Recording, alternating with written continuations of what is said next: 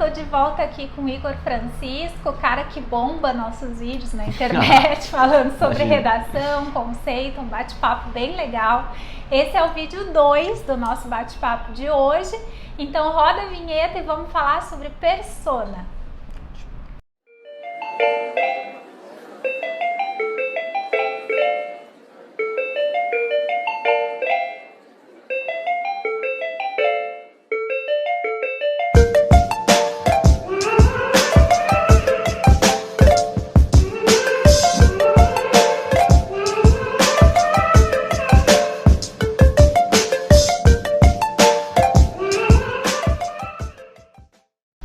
Igor, obrigada por emendar o bate-papo. No vídeo anterior, então, a gente falou sobre conceitos, sobre redação publicitária, sobre duas formas aí das pessoas acharem caminhos para suas redações.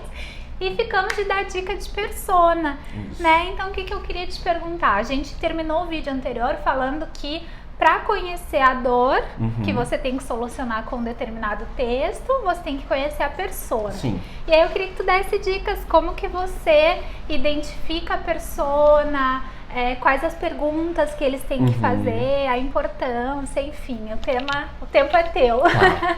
Eu vou explicar então a partir do que eu posso dizer por conhecimento técnico. Claro. Então é a partir da minha perspectiva de redação publicitária, né? Tá. Acho que quem trabalha exclusivamente com redação publicitária e com escrita em geral, redação, o que acontece? Construir uma persona, quando você pensa a partir do texto, é você conceder a ela características humanas. Então você considera uma marca, um produto, um serviço, características humanas. Isso no texto, na língua portuguesa, tem uma figura de linguagem específica para isso, chamada prosopopeia. Então você conceder características humanas a marcas, produtos, serviços, coisas não humanas, você está utilizando essa figura de linguagem.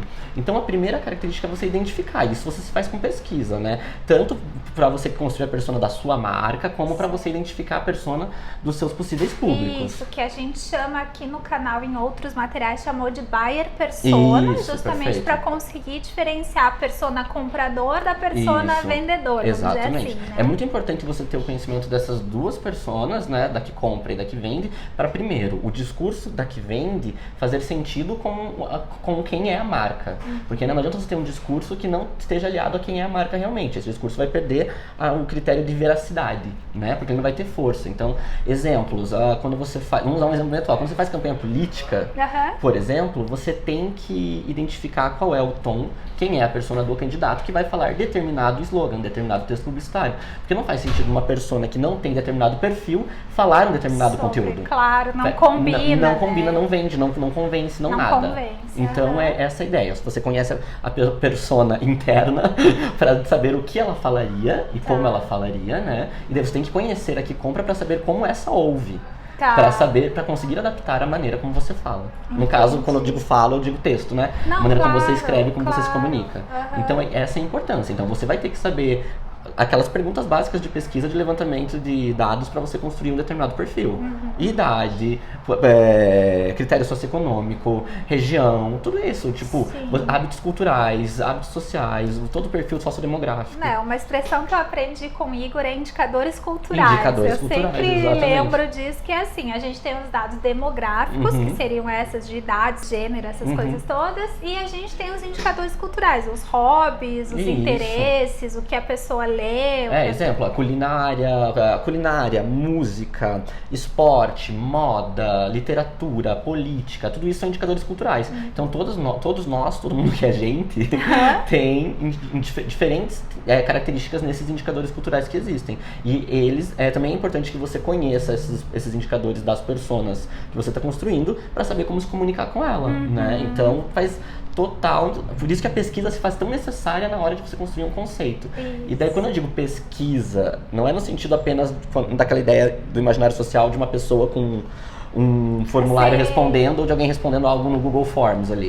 Não é essa pesquisa, é pesquisa bibliográfica, é pesquisa online, é pesquisa em banco de dados, é pesquisa com entrevista com profissionais, é pesquisa de grupo focal com possíveis personas, possíveis consumidores. É esse tipo de pesquisa que fundamenta um texto, um conceito. O bom quando se escreve para a web, por exemplo, é que a própria audiência te retorna, né? Te dá respostas. Sim, com certeza. E aí consegue ser uma comunicação que também vai se realinhando, se necessário. Como é todo e qualquer tipo de comunicação. Quando você inicia uma comunicação... Vamos pensar no mais básico, né? Comunicação entre pessoas. Tudo. Quando você conhece uma pessoa, você tem X informações. Então você sabe que você pode se comunicar até X. Quando você vai conhecendo, você vai ter X mais Y mais Z. Sim. E daí você vai elaborando a sua forma de se comunicar. E a mesma coisa a pessoa com você. Que às vezes até a gente se adequa ao limite do outro. Do outro. Isso, exatamente. Né? Ou ao contexto. Então você tem que prestar atenção em tudo isso, em todos esses indicadores para que a sua comunicação funcione de uma maneira mais assertiva. E você saiba quem é a persona e saiba como falar com ela. Né? E o povo acha que é só sentar e escrever. Nossa, quem dera fosse, seria muito mais fácil. Mas é isso que diferencia teu trabalho, né? Tem tudo isso por trás, tem o estudo da persona, tem a definição de um conceito, aí você vê qual linha que você vai seguir. Sim. E isso em geral na redação publicitária, eu acho que é obrigação de quem se propõe a fazer redação publicitária, quem estudou para isso, saber dessas coisas para o que tá por trás, porque se você está vendendo esse serviço para alguém, você tem que saber, senão você não está vendendo redação publicitária. Né? Então a pessoa tem que pensar nisso. Né? Ela tem que pensar nisso para construir um texto.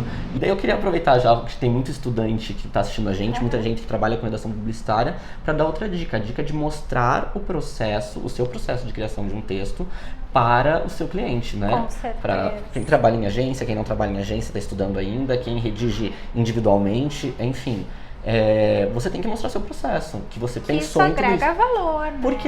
Até porque senão fica muito pretencioso você apresentar algo que aparentemente saiu só da sua cabeça numa sentadinha ali, que você deu na frente do computador.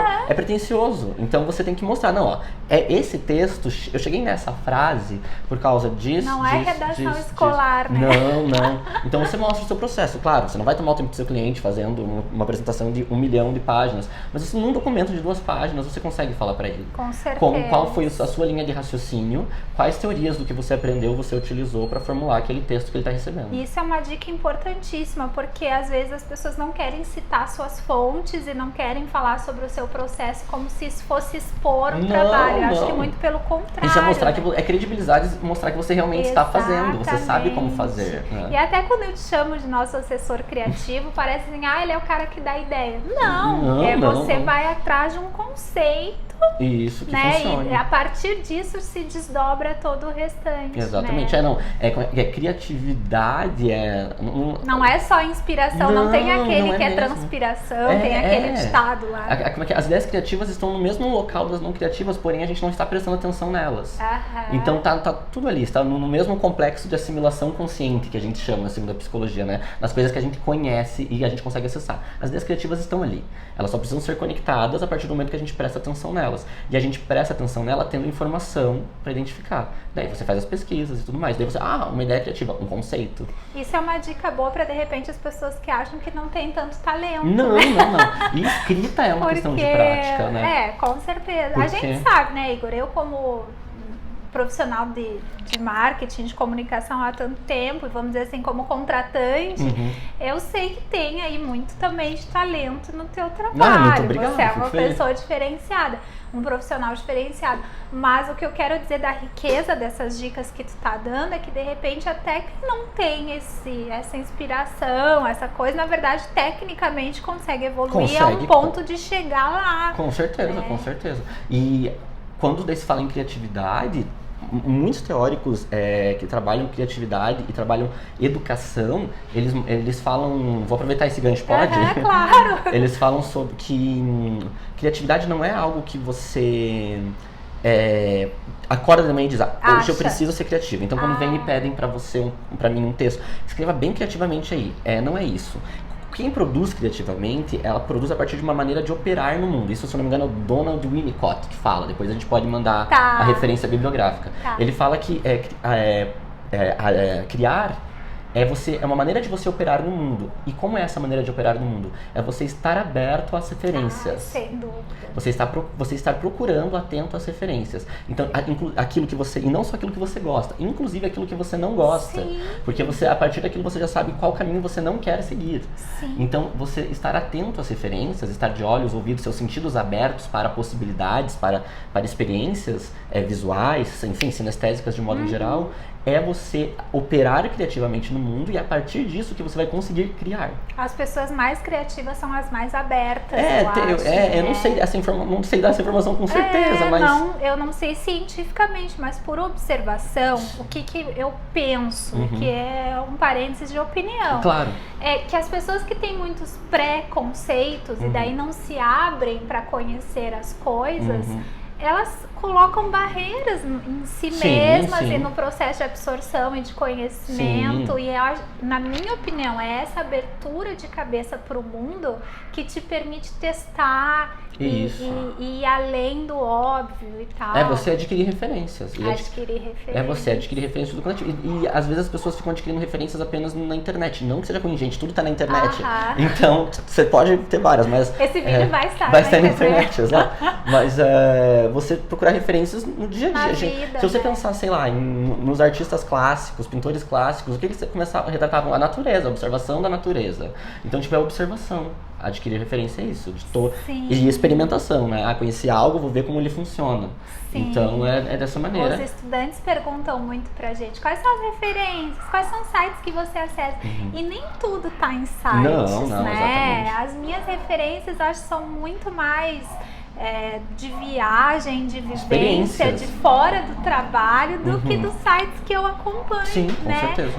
Então fica a dica também. Isso, exatamente. Vamos viver a vida aí fora do computador. Com certeza. E texto publicitário é também treino, é prática, exercitar. Escrita é linguagem, é um código. Então, código você aprende e você aprende a aplicar. Você decodifica, é tal qual a matemática, né? O código matemático. É a mesma coisa. Então, é prática. Você tem que entender o código, você tem que entender aquela linguagem, precisa saber manusear ela, como ela funciona, como se estrutura uma frase, o que você pode mudar numa frase para ela não ficar na estrutura tradicional, sujeito predicado. Então, tipo, você tem que saber isso. Exercício. E também é muito paciência. Você tem... eu sempre falo, eu sempre deixo o meu texto dormir.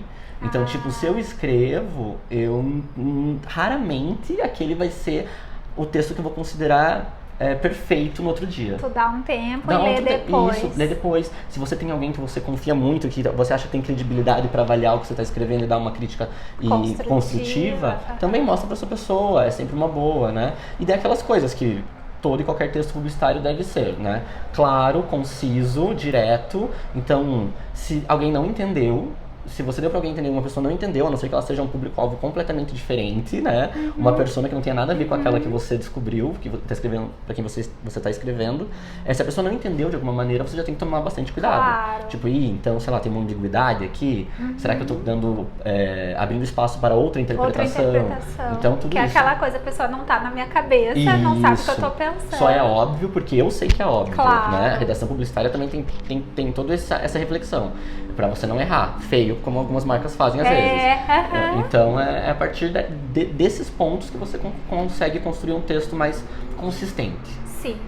Igor, adorei. Que bom. Eu tô olhando o tempo ali. A gente estourou. Qualquer coisa, a gente vai pra terceira parte. Tudo bem. Não, obrigada por ter vindo. Imagina, eu que agradeço o convite. Gente, obrigada por ter assistido até aqui. Não esquece de se inscrever no canal. Vocês podem pedir mais textos com a participação do Igor.